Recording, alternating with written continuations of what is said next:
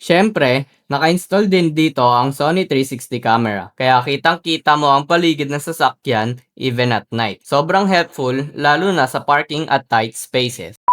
Hello guys! Another premium upgrade tayo sa Fortuner LTD 2025 na kinakabitan ng ating top-of-the-line flagship ARM Pro Max X4 Ultra with 13.5 inches screen size and with Sony Lens 360 cameras pa yan. Tara, pakita ko sa inyo.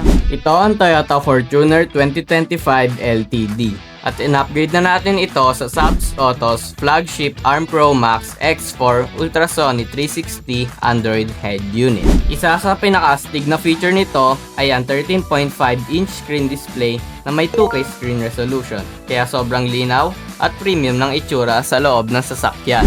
Meron din itong AI sensing system parang sa Tesla style tech na kaya mag-detect ng mga sasakyan at object sa harap ng sasakyan mo.